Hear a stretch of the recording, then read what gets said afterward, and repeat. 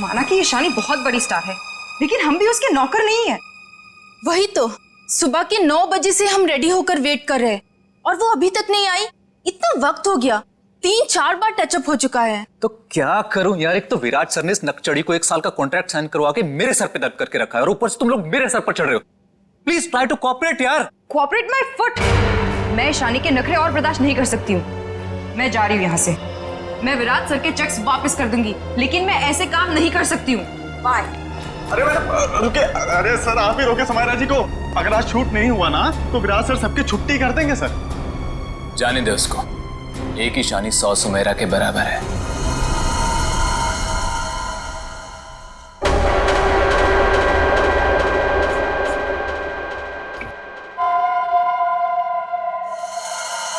बीबू बहुत देर होगी, देखना कहां पर है, बुला उसको। सर वो सैंडल उतार के मारेगी मेरे मुंह पे।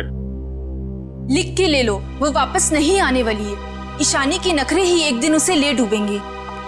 अरे तू जा, उसको बुला के ले, जा जा। अरे जाना। जा रहा हूं सर।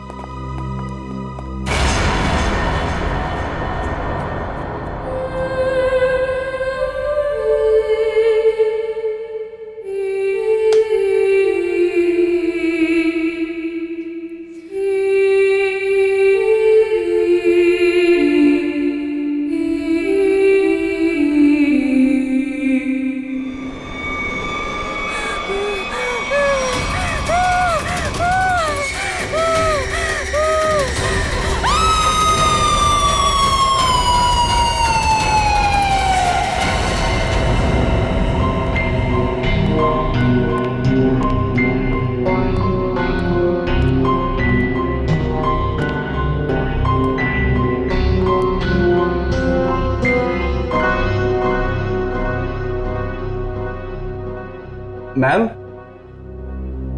मैम आप रेडी हैं तो मैं अंदर आ जाऊं? मैडम भाग जा यहाँ से, वरना तेरा पैर तोड़ दूंगी।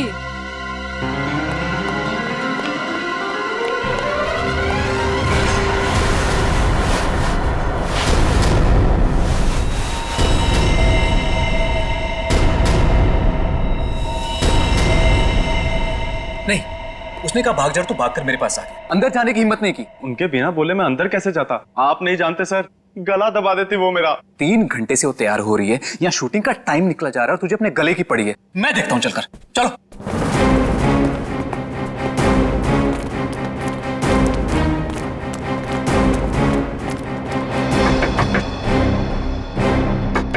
ईशानी। सर प्लीज, मैम गुस्से में लगती है, शूट छोड़कर चली जाएंगी। तो तुम्हें करो, चुप रहो। ईशानी दरवाजा खोलिए, अभी सब नहीं चलेगा, प्लीज दरवाजा खोलिए।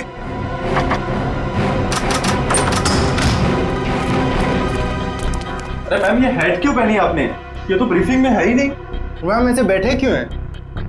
क्या अकड़ है इस औरत के अंदर। ईशानी जवाब दो, हमारी तरफ देखो। ईशानी, ईशानी।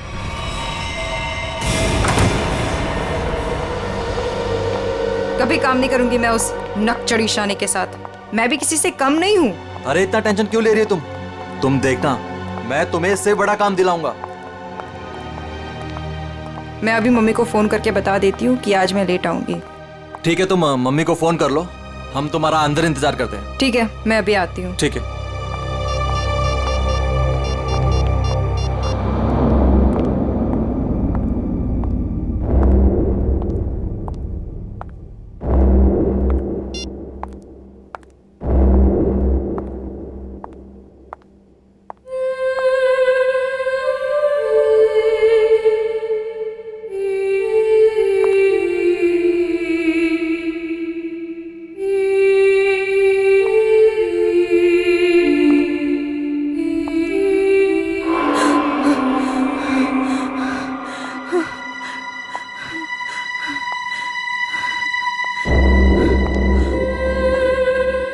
कौन है?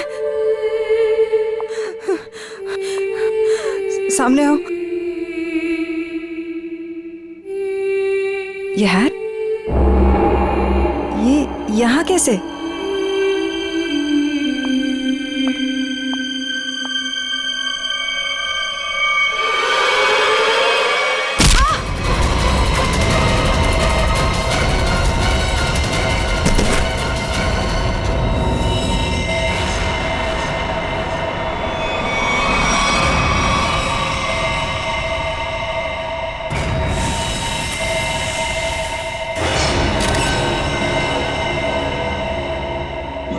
में से गला काट दिया।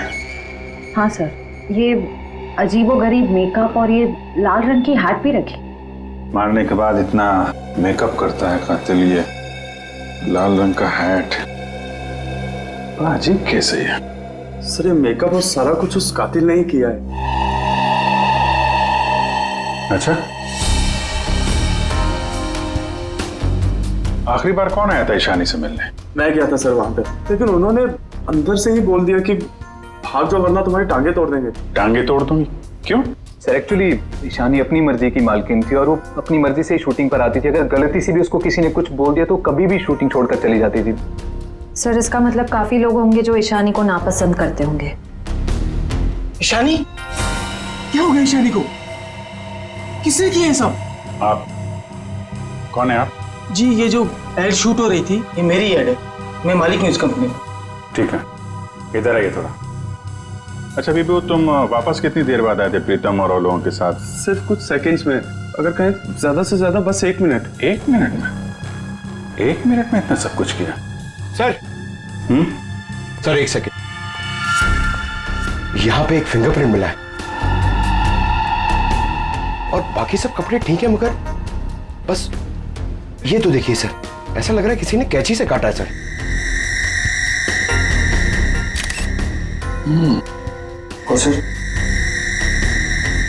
और सर यहाँ पे खून मिला है सर।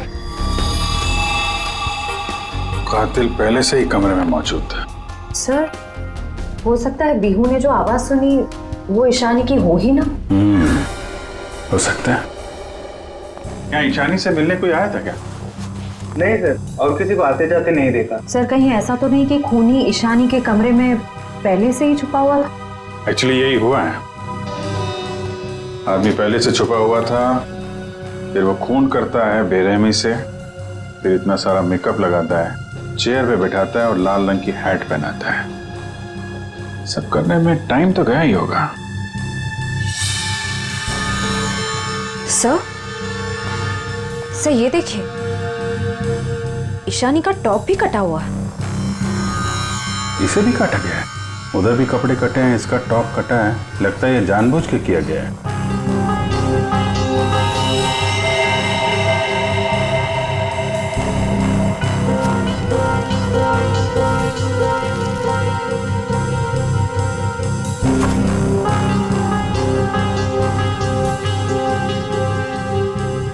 सर ये कॉटन सॉक्स लगता है मेकअप करने में इस्तेमाल किया गया है। वंश, ये सारी चीजें और बॉडी को फोरेंसिक लैब भेजो, तब तक हम लोग जरा बाहर देखते हैं। सर बहुत ही अजीब बात है, किसी ने भी खूनी को आते जाते देखा ही नहीं। आने जाने की तैयारी पहले से कर रखी थी खूनी ने, ना काम किया और निकल भागा। सर ऐसी कैसी तैयारी की होगी कि यूनिट के किसी भी मेंबर ने उसे नहीं देखा? इतना हंगामा हो गया यहाँ पे और ये बैठा सो रहा है। जी साहब। यहाँ से किसी को आते जाते देखा तुमने? साहब मैं तो अभी 5 मिनट पहले ही आया हूँ। 5 मिनट पहले? ये शूटिंग का टेम्पो है ना? हाँ साहब ये शूटिंग का ही टेम्पो है। तो ये टेम्पो अभी बाहर कब गया था? साहब यही कोई 1:30-2 बजे के आसपास। 1:30-2 बजे? सर उसी दौरान तो ईशानी का खून हुआ था। जब टेम्पो बाहर गया था तुम्हारे साथ कोई और भी था? नहीं। अच्छा पीछे कोई बैठ कर गया था, तुमने किसी को आसपास देखा? मैडम पीछे तो सामान रहता है, अब पीछे कोई बैठा हो तो मैंने नहीं देखा। इससे अच्छा तरीका और क्या हो सकता है खूनी के यहाँ से निकलने का?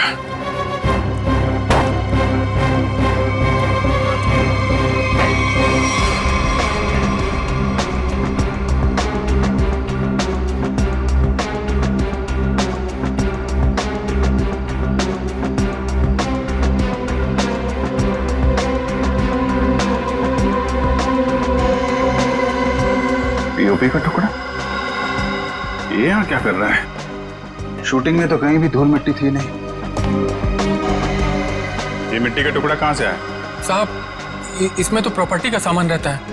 प्रॉपर्टी के सामान और उसमें पीओपी का टुकड़ा, मतलब कोई और था यहाँ पे।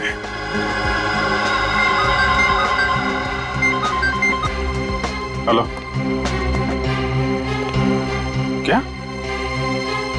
कहाँ पे?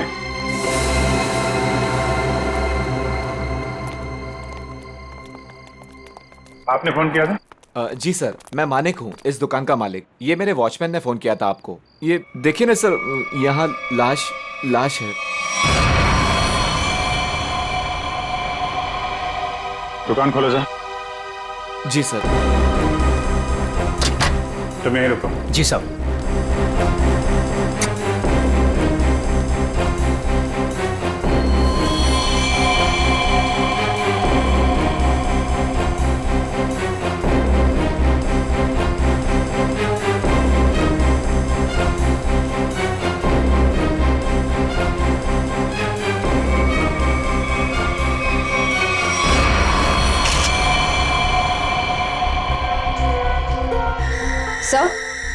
सर इसे भी बिल्कुल ईशानी की तरह मारा गया है।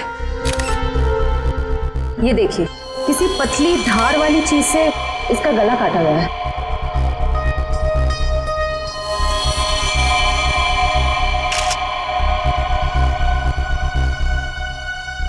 सर ये देखिए, इसका टॉप भी वैसे ही काटा गया है। इसका मेकअप निकालो, देखो कौन है ये। Yes sir. ये लाश दुकान में आई कैसे? सर मुझे नहीं मालूम। दुकान तो बंद थी ना, आपने ताला खोला है, तो ये क्या लाश अपने आप आ गई यहाँ पे? सर मैं क्या बताऊं, ये सब कैसे हुआ? ये लाल टोपी और इसके कपड़े भी मेरी दुकान के नहीं है, और मैं इस लड़की को तो पहली बार देख रहा हूँ। सर मेकअप निकल गया। ये तो समायरा है ना, इसकी भी मॉडलिंग वाली फोटो हमने देखी थी वहां पे। हाँ सर। ये दुकान की चाबी आपके अलावा किसके पास रहती है? मेरी पत्नी सोनाली के पास, लेकिन वो तो पटना गई हुई है। अच्छा,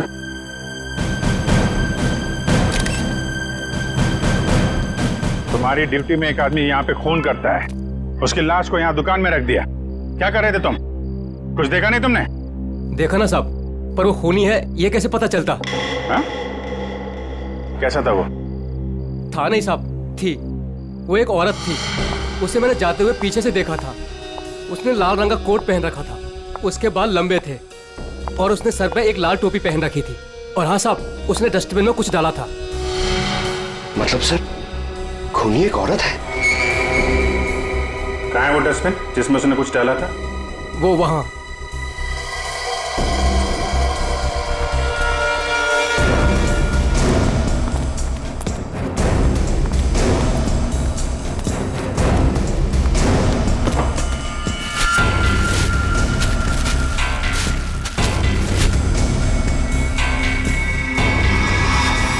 तो ये तो फिशिंग का सामान है, मछली पकड़ने का कांटा वाटा। सर ये तंगुस पे खून लगा है।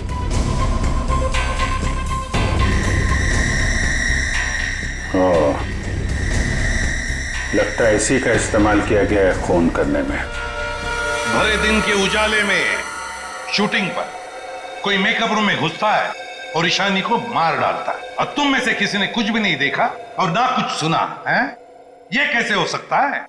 सर एक्चुअली ईशानी की परमिशन के बिना उसके कमरे में कोई नहीं जाता था। इनफैक्ट उसने बीबू को भी दरवाजे के बाहर से ही भगा दिया, और उसके बाद जैसे ही हम लोग गए तो देखा वो मरी हुई थी। चलो सर ये कास्टिंग डायरेक्टर है केकू। लेकिन सर मुझे यहाँ क्यों लाया गया है? मैंने समायरा और ईशानी का गला थोड़ी काटा है। चुप!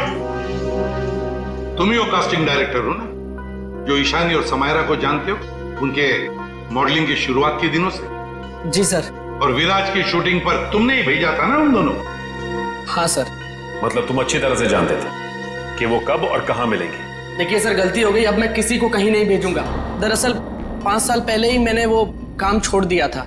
5 साल पहले काम छोड़ चुके थे? कुछ लड़कियों ने मेरे खिलाफ केस कर दिया था, उस वजह से मेरा ऑफिस भी बंद हो गया।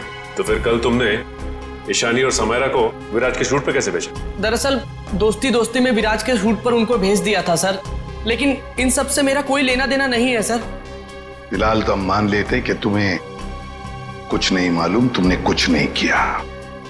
लेकिन एक बात याद रखो, अगर जरूरत पड़ी तो तुम लोगों को हम फिर से बुला लेंगे। जा सकते हो तुम।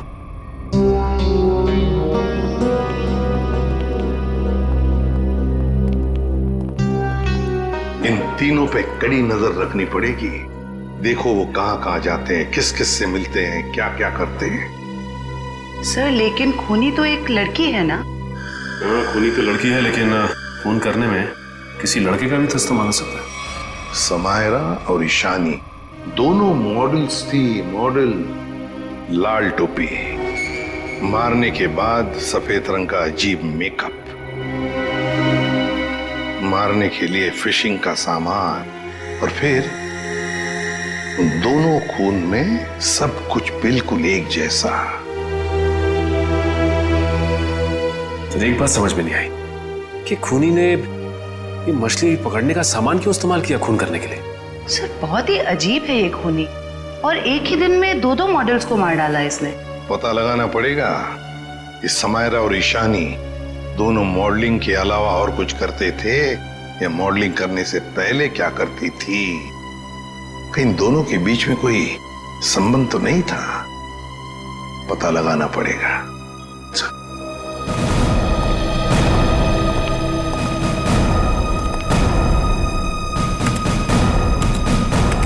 तो 2009 में समायरा और ईशानी ब्यूटी रिबन नाम की मॉडलिंग एजेंसी में काम करते थे, जिसका मालिक ये किकू था। Kiku, casting director Kiku. इस किकू के बंद पड़े ऑफिस में जाना पड़ेगा, देखना होगा शायद इसके बाकी मॉडल्स की भी जान को खतरा हो, और ये भी हो सकता है कि हमें उस औरत के बारे में कोई सुराग मिल जाए।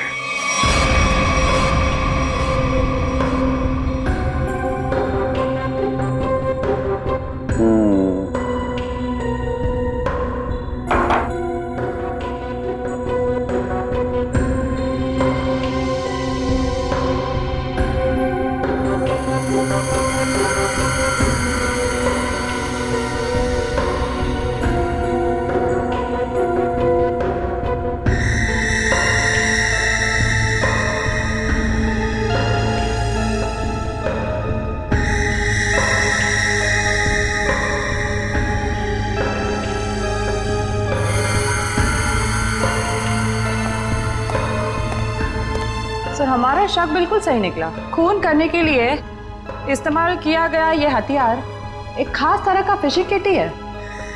सर आप सुन रहे हैं मैं क्या कह रही हूँ? हाँ सुना तारिका, लेकिन मैं फिलहाल किसी और काम में हूँ। क्या?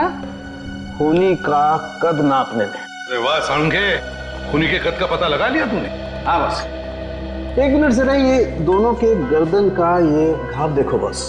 ये घाव का निशान ऊपर की तरफ बना हुआ है, ना तो सीधा है ना नीचे की तरफ। मतलब खूनी ने तार से इन्हें ऊपर की तरफ खींचा।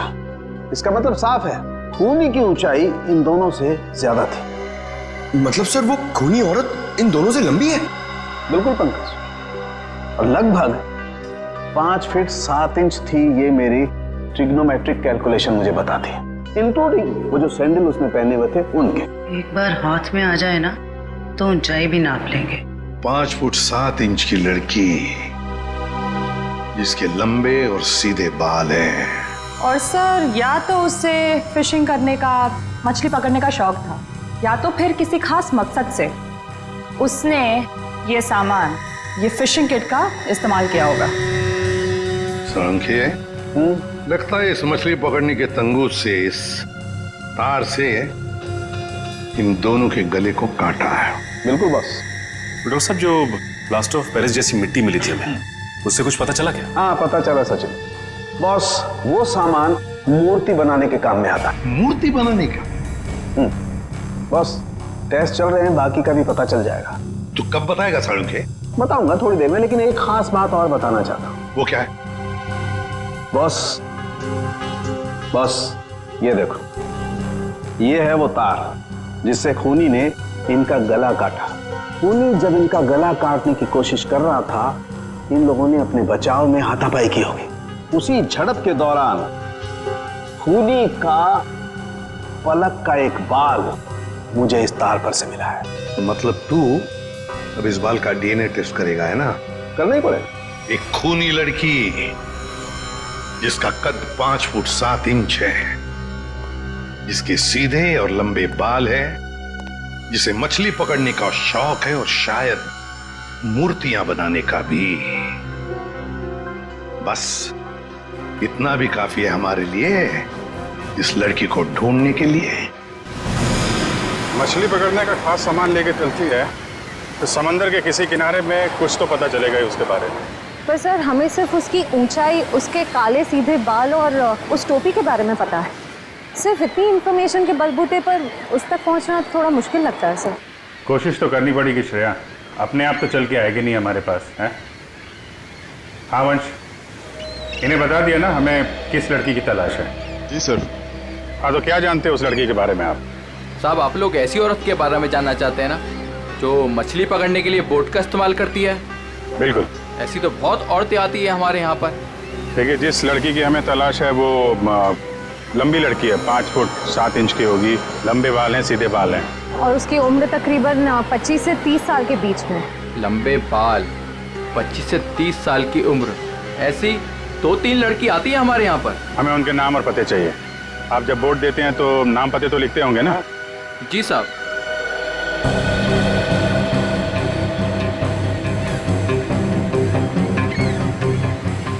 ये तीनों लड़की आती हैं 5-6 महीने से हमारे यहाँ पर अपने कुछ दोस्तों के साथ। केशा, एनी, शिखा। केशा, एनी और शिखा। मिलना पड़ेगा इन तीनों लड़कियों से। देखते हैं इनमें से कौन है वो लाल टोपी वाली लड़की। सर कीकू जी ने टैक्स की चोरी की थी और कुछ लड़कियों के पेमेंट ना देने की वजह से इनकी शिकायत की थी, इसीलिए ऑफिस बंद हो गया। और इनका कोई क्रिमिनल रिकॉर्ड भी नहीं है सर। उसका खून हुआ है वो 2008 में कीकू जी की एजेंसी से ही लॉन्च हुई थी, इसलिए ये अभी शक के घेरे में है। विराज तुम ये बताओ कि तुमने तो कीकू जी के साथ और उन मॉडल्स के साथ काम किया था, तो तुम्हें कभी लगा कि वो मॉडल्स किसी मुसीबत में है या फिर कीकू जी के काम में कोई गड़बड़ है? मैं शानी और समायरा के साथ पहली बार काम कर रहा था, और जहाँ तक कीकू जी की बात है तो पैसों के लेन देन में धांधली के अलावा इनमें दूसरी कोई कमी नहीं है। सर इन तीनों मॉडल्स के कद, रंग और बाल खूनी से कुछ हद तक मिलते जुलते हैं। एक काम करो, इन सबसे पूछताछ करो कि मॉडलिंग के अलावा ये लोग क्या काम करते हैं, क्योंकि इंफॉर्मेशन ये है कि आजकल इनमें से कहीं मॉडलिंग नहीं करती।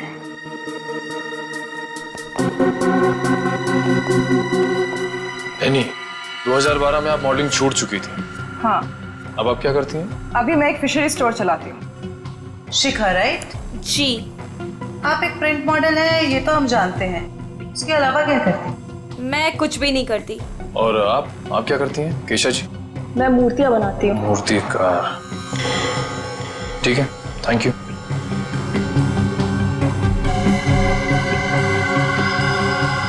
तो बिल्कुल खूनी की प्रोफाइल जैसा है। कंपनी का नाम रेड इंक। मेरा शक सही है, इस एजेंसी के मॉडल्स का ही कुछ राज है। सर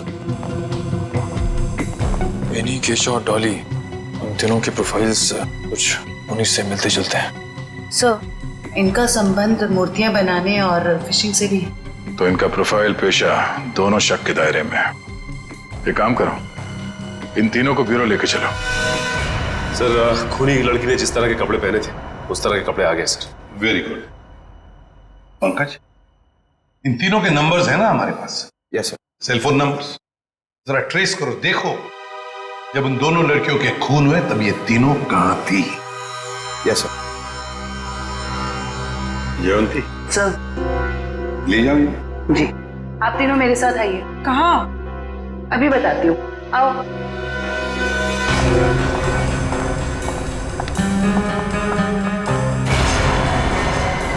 अरे साहब ये तो वही कपड़े और टोपी है जो मैंने उस रात उस औरत को पहने हुए देखा था। तो फिर आप जरा ध्यान से देखो इसे, क्या ये वही लड़की है, वही औरत है जो उस रात खून कर रही थी? सर मैंने उस औरत का चेहरा सामने से नहीं देखा था, उसे जाते हुए मैंने पीछे से देखा था। जाते हुए देखा? जी सर। ठीक है केशा, जरा वहां तक चल के दिखाओ। सर ये कैसी जांच है आपकी? जितना कहा है उतना ही करो।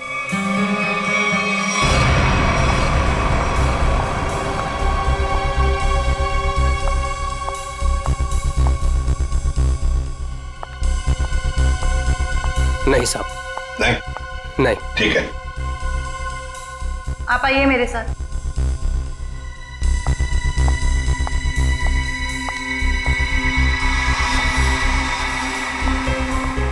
रुको, वहां तक वॉक करके आओ।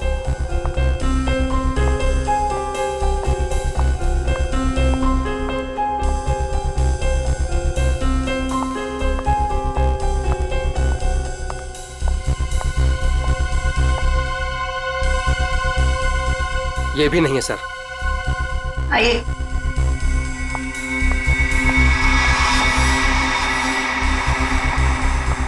सर, इन्हें तो कपड़े काफी अच्छी तरह से फिट हो रहे हैं। हाँ, दिख रहा है।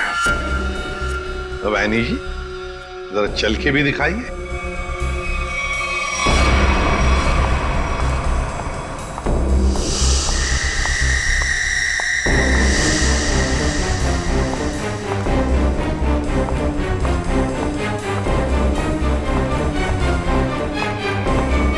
यही है सर, बिल्कुल यही है सर।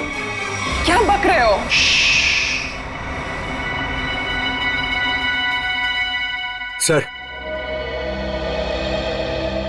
सर, जिस वक्त समायरा का खून हुआ था, आनी का फोन उसी एरिया में था। सुना है नहीं? उसी इलाके में था तुम्हारा फोन जिस वक्त ईशानी और समायरा का खून हुआ था। तुम जा सकते हो। और मैं? आपको तो रुकना ही पड़ेगा। सर, मैं क्यों नहीं जा सकती? वो इसलिए कि खूनी की चाल और तुम्हारी चाल बिल्कुल वही है।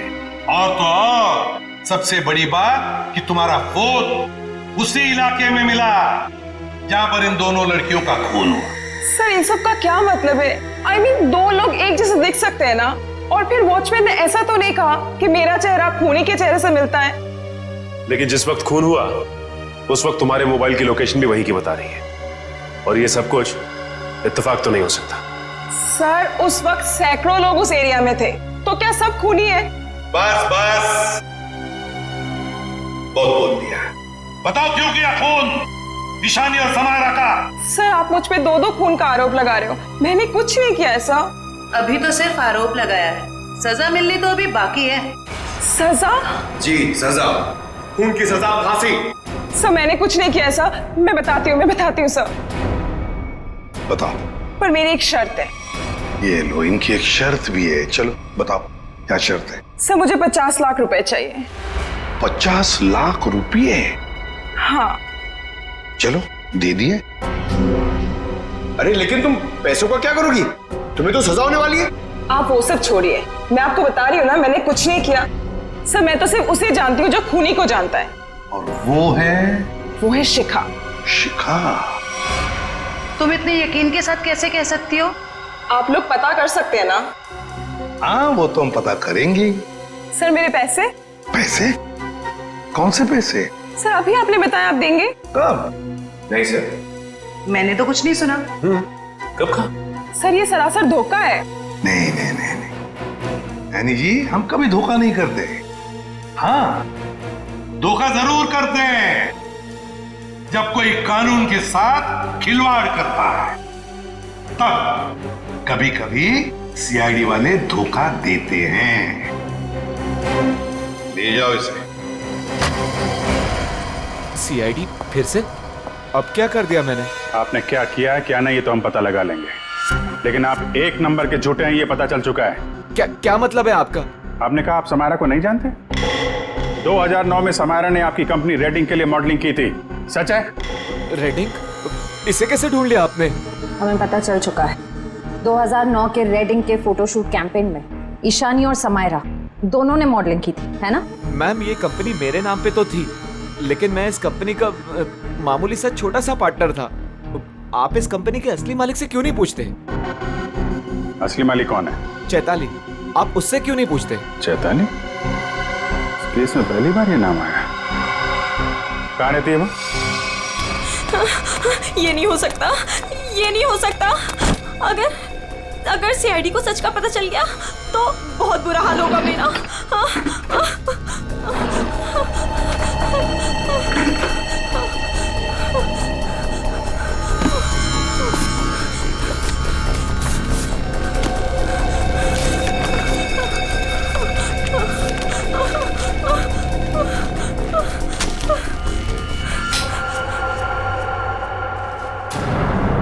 कौन है?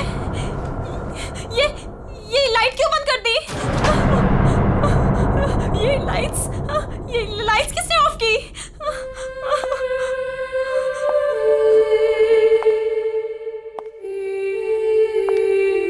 कौन है वहाँ? कौन है वहाँ?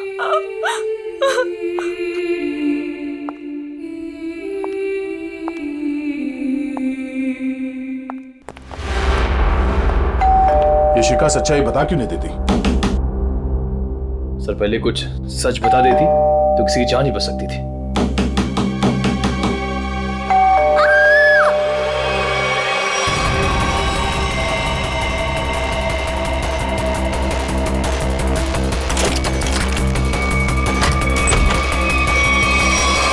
शिका, शिखा, शिका, बचाओ!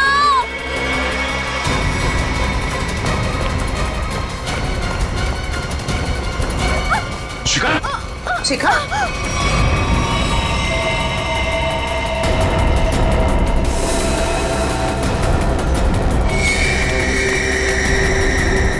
नस कटी नहीं है। इशिता जल्दी एम्बुलेंस को बुलाओ, जल्दी। भाग गई। कोई बात नहीं, बच के जाएगी कहाँ?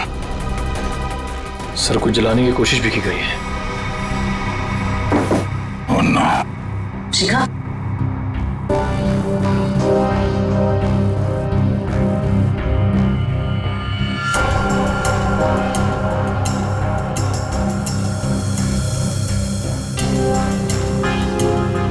इतना लंबा बाल ये शिखा का तो नहीं हो सकता। ओह, तो भागते भागते बाल छोड़ गई। देखते हैं कहां तक भागती है ये। आइए सर।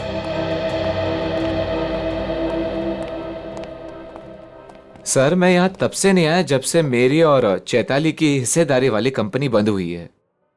पता नहीं है वो कहाँ है। घर की अच्छी तरह से तलाशी लो, देखो क्या मिलता है।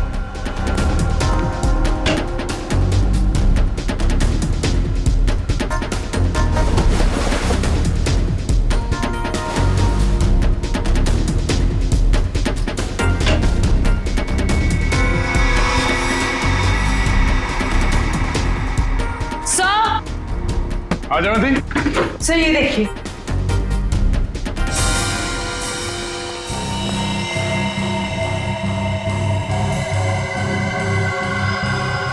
ये तो उस खूनी का पहना हुआ है। सर इस बंद पड़े घर में यहाँ कैसे आ गया?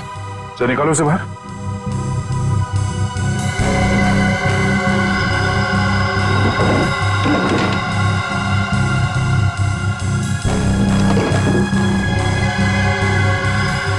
नो, ये चक्कर है।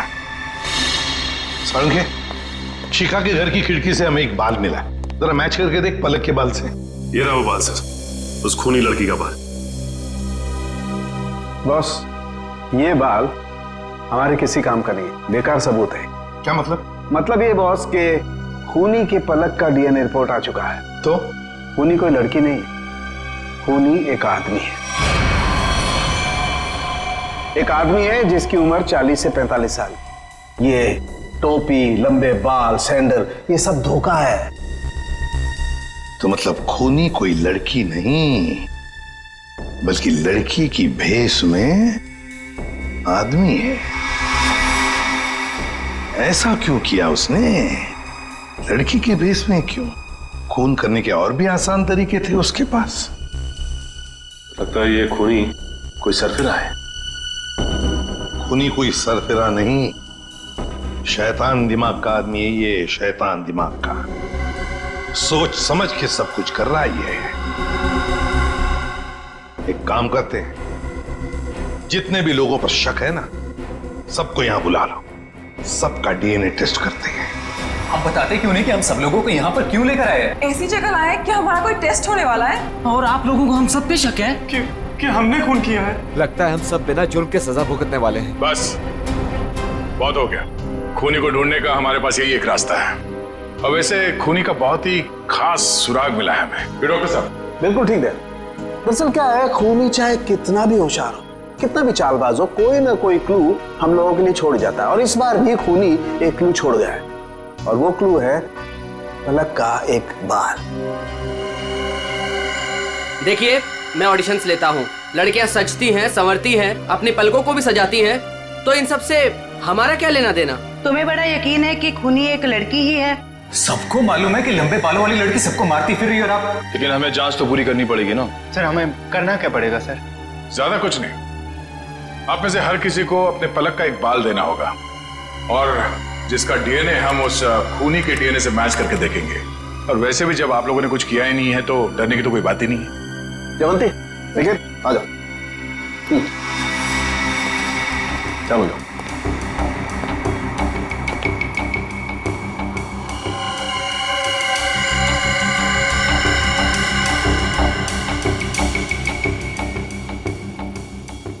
देखिए प्लीज, मेरी तबीयत ठीक नहीं लग रही, मुझे चक्कर आ रहे हैं, मुझसे ये सब नहीं होगा। अच्छा, तुम्हारी तबीयत भी अभी खराब होनी थी? सर आप इस जांच को बाद में भी कर सकते हैं। चलो प्रीतम, मैं तुम्हें हॉस्पिटल ले चलता हूँ, चलो। और चैताली किसी हॉस्पिटल में है क्या? निकल।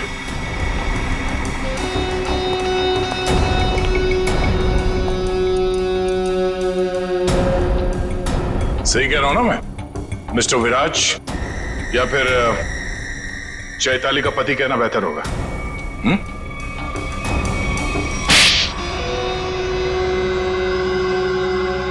चैताली कहाँ है बताओ? चैताली अब इस दुनिया में नहीं है, और जिनकी वजह से वो इस दुनिया में नहीं है, मैंने उन सबको, समायरा और ईशानी, उन दोनों को भी चैताली के पास पहुंचा दिया।